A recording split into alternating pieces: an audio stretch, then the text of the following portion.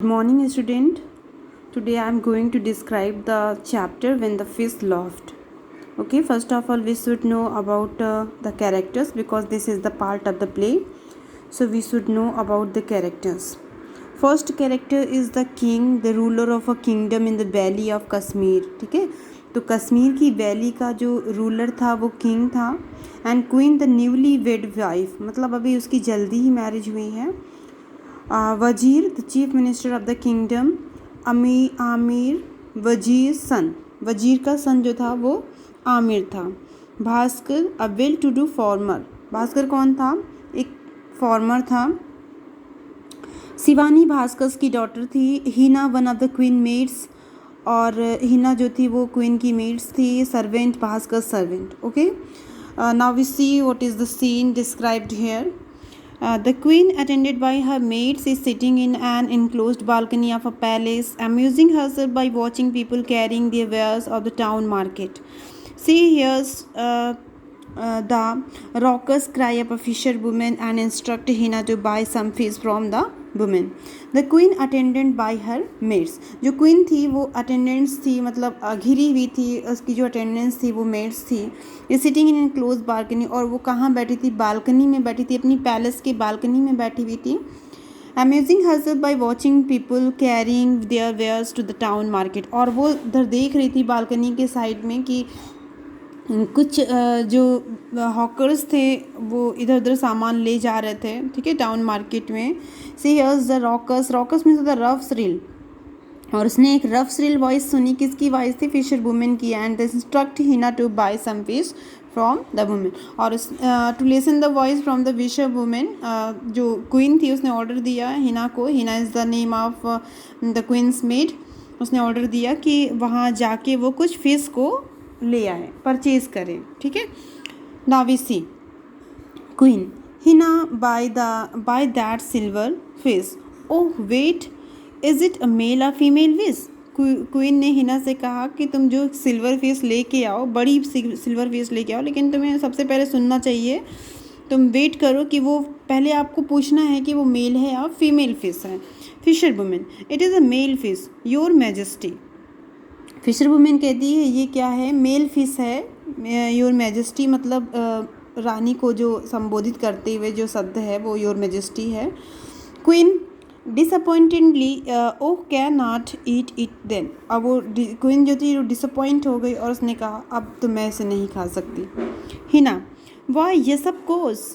पहले वो वाई कहती है सडनली, मतलब थोड़ा सा सरप्राइज होती है to listen the statement given by queen, and after that she says that yes, of course, we allow no male apart from the king himself to enter her majesty palace.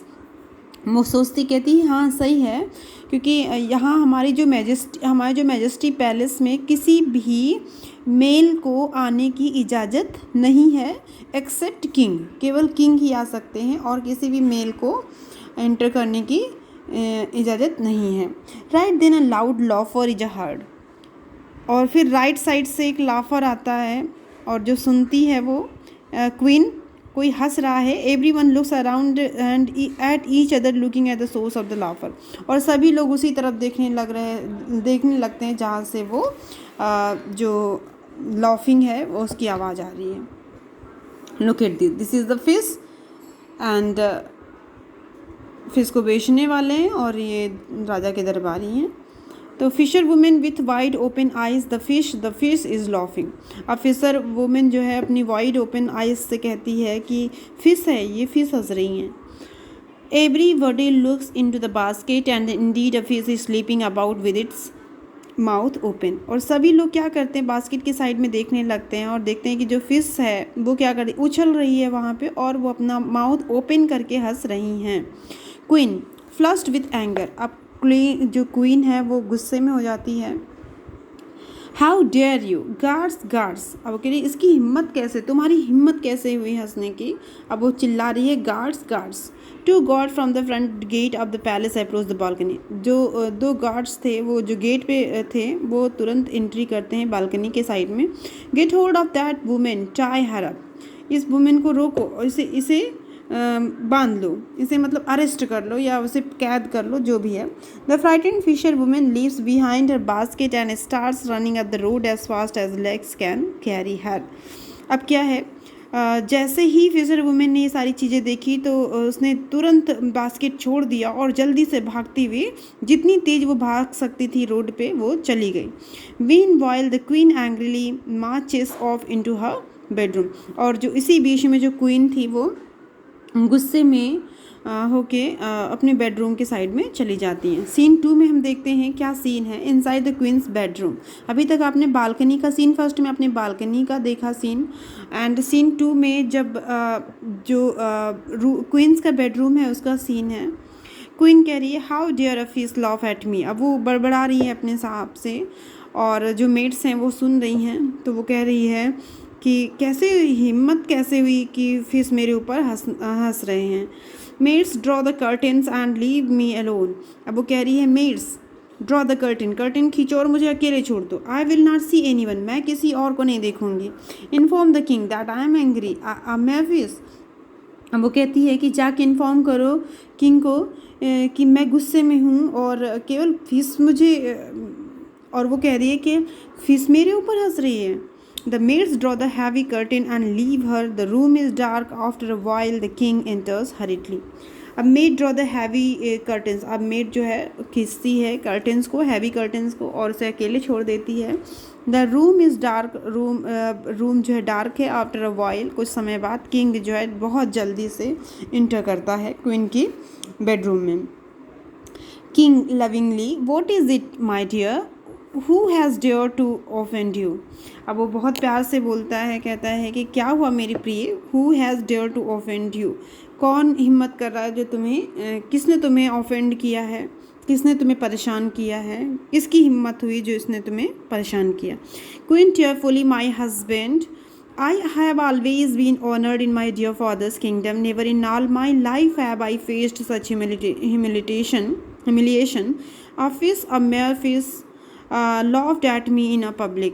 अब queen कह रही tearfully कहती है my husband, मेरे husband, I have always been honoured in my days, मुझे हमेशा से अपने फादर की किंगडम में रिस्पेक्ट मिली है।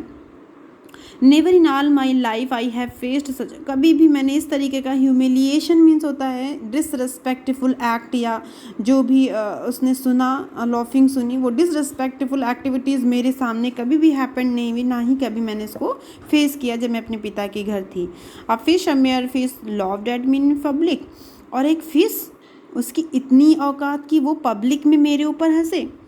King with confusion and doubt, a fish laughed at you, What do you mean? कह रही फिश तुम्हारे ऊपर हंसी, तो कहने का मतलब क्या है, फिश कैसे हंस सकती है। क्वीन विथ राइजिंग एंगर, अपने गुस्से को बढ़ाते हुए कहती है डोंट यू बिलीव मी, मेरे ऊपर बिलीव मत करो। If you think I am lying I will leave at once for my dear father's house, अगर तुम ये सोचते हो कि मैं तुमसे झूठ कह रही होंगी तो मैं अभी तुरंत अपने फादर के घर जाऊंगी।